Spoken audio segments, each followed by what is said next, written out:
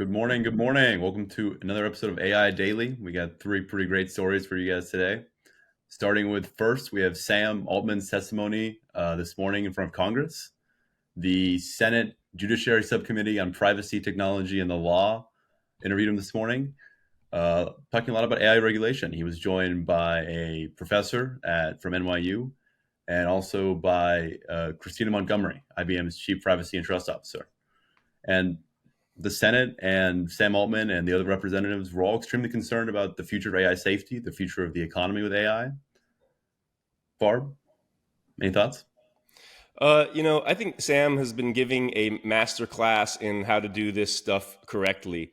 The bottom line is people want to know who the leaders are that are building and controlling these massively powered technologies. Obviously, the politicians want to know who these people are. The politicians want to be understood by their constituents as caring about these things, taking the steps to get these leaders in front of them to speak. And Sam is, getting ahead of the story just about every time, and a real blueprint for other tech leaders. And clearly he's watched folks in the past, other big tech leaders from big companies who sort of had to be dragged out in front of the Senate, who've had to sort of be pulled out from, hiding behind the magical curtain. Sam is doing it out in public, saying, here I am, I'm happy to speak about it, we should regulate this, and it's really working. And I say kudos to him and keep doing it. Yeah, a couple of the senators really commented on that, how surprised they are that this is the first time that new technology is really asked to be regulated. We've seen with social media in the past, Section 230, there was essentially a waiver on technology and any being held liable. This is the part that I think he's reading it correctly on. A lot of folks in the past, I think, were afraid to do that because they're like, well, if I put myself out there, they're going to start controlling me and start telling me what I can do. And all of a sudden, my business is not going to be as valuable. I don't think that's the right approach. Sam's approach has been, these people want to see your face. They want to hear your voice. They want to know that you're a real accessible person that's willing to participate in the social contract that we have with each other around how we, live and how we engage with these cool new technologies. And that's the right call. Just making yourself available goes a long way. Sam Altman seems to have a lot more goodwill in front of the Senate than past technology has. We've seen with social media, with Meta, the entire duration of the hearing, they're really talking about their past mistakes in nuclear and the Genome Project and social media. They're really talking about their past mistakes and what they can learn from that. And I think Sam Altman is really taking a good stance. Ethan? No, I agree. I think you both nailed it. At the end of the day, our elected officials want to do better this time. You pointed out very strongly how this is one of the first times that technology is asking to be regulated, and Congress is open to that, and they know the mistakes of the past, and they want to be involved in this process. I do think it's very interesting how most of the articles coming out about this do still point at the dangers of AI and talk about how bad this can be. But if you listen to the testimony, it was actually very engaging, very thoughtful. Each congressman and each person who spoke, and Sam himself, talked about the positives of this technology, how it's going to benefit people, how it can benefit creatives, how the impact on jobs is not going to be as bad as we mostly think. So if you listen to the testimony, it's actually very heartwarming to see how engaged our elected officials are, how engaged our kind of upcoming tech leaders are on this subject. And I was happy to hear it. It was very bipartisan. Our leaders were very engaged, like you said, Ethan. They really seemed to know what they were going on. They talked a lot. They mentioned a couple of times garbage in, garbage out, and how it related to all this, of how we need good regulation or else that's garbage in. Absolutely. It really contrasts with EU, like the EU news we saw yesterday of them trying to crush open source, and it's really a contrast there. So Definitely. Okay. Our next story then is Quora's Poe API. Quora announced the Poe API, where they're really trying to take the angle of being a web browser for LLMs. They're really a centered piece. Poe, if you guys have used the app, it's pretty great. Yeah. Ethan, what do you think? Yeah, Poe's been very popular for people who want to use Anthropic and Claude and some of these other models. And I think the most interesting thing to me here is, unlike Bing or possibly Bard or even ChatGPT plugins, Poe is really, I think you nailed it on a web browser almost, that Poe is letting you bring any type of model. So any LLM you want, if you built your own custom LLM, if you built a whole application on top of another LLM, they want to make that available within Poe. So not just a plugin to ChatGPT, for example, but really your entire application, your entire business per se, as a custom LLM with custom features for users that they want to use, put directly in the distribution funnel of Poe. So different than a plugin, bringing the whole LLM experience to someone. So I think it's a new angle. People like using Poe for Claude, and I'm excited to see what kind of startups and developers deploy as a full LLM and not just a plugin.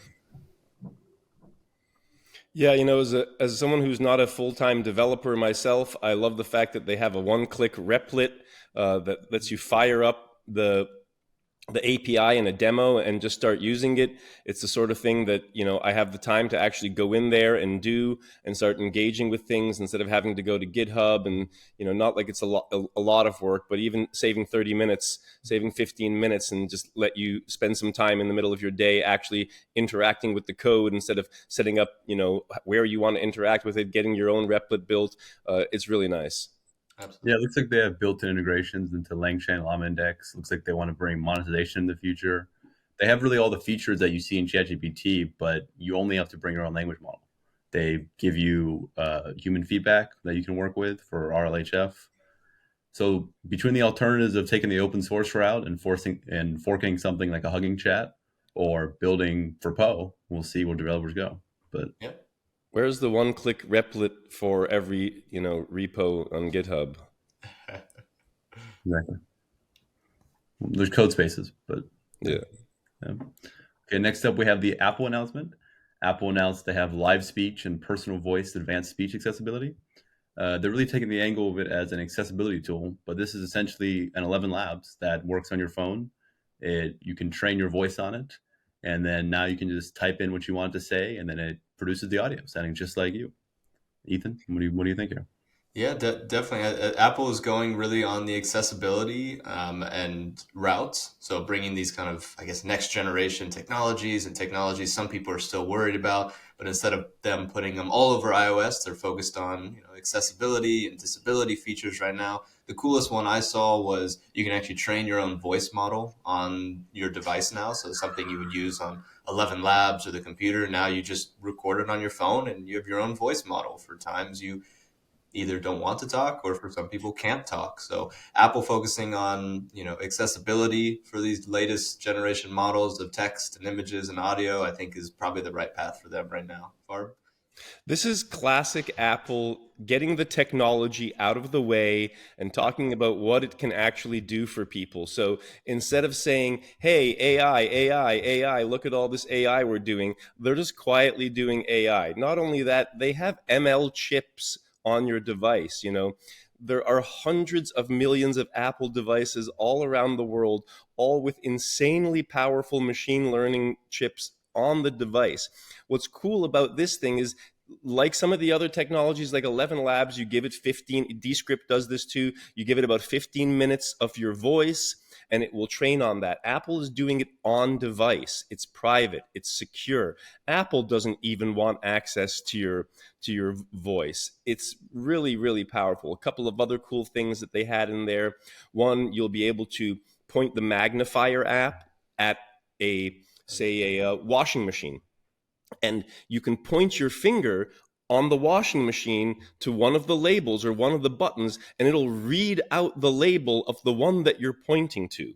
Yeah. This, again, happening on device. So, you can see Apple's great at doing this. They build things up over years and they slowly bring them together until they merge them into something. So you can see that the AR glasses that Apple is expected to come out with later this year, they've been building the apps and the technologies that will power those glasses for years already. Obviously, all these cool things that you're seeing in the magnifier app, like being able to point to something and having it read it for you, is going to be in the AR glasses at some point.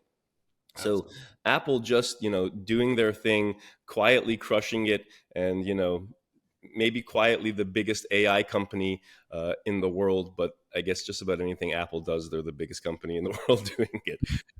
Very, very cool to see. Thank you, Tim Apple.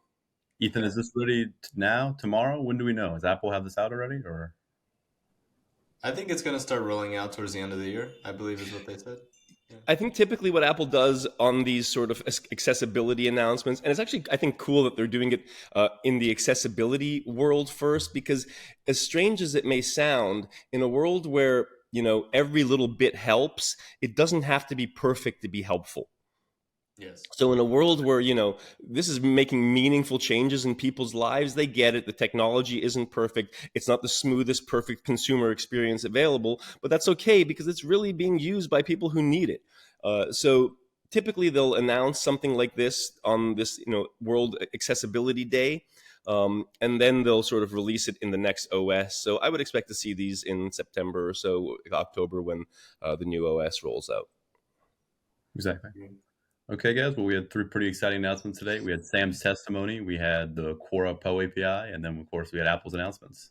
So what have you guys been seeing? Farb, what have you seen? I'm a big basketball person, played basketball my whole life, was pretty obsessed with it when I was younger. So it was cool to see Hoop GPT.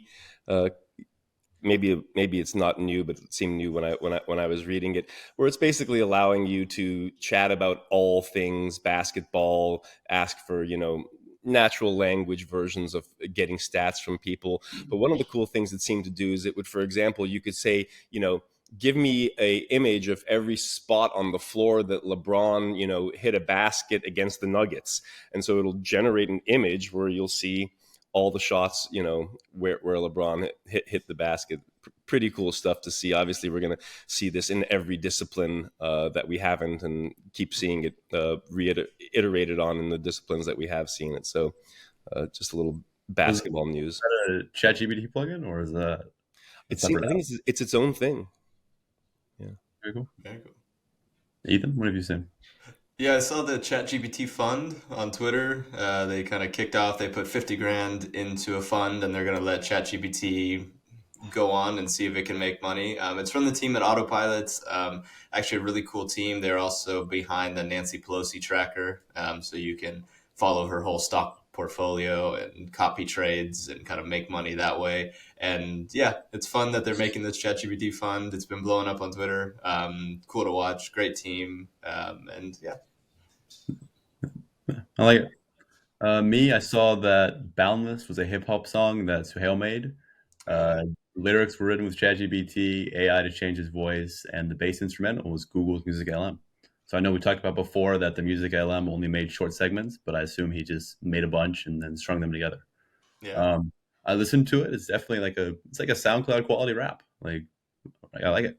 Yeah, pretty interesting. Very See cool. where music's gonna go. So thank you guys. Great episode today. We'll be back tomorrow. Have a good one, everyone. Thanks. Bye.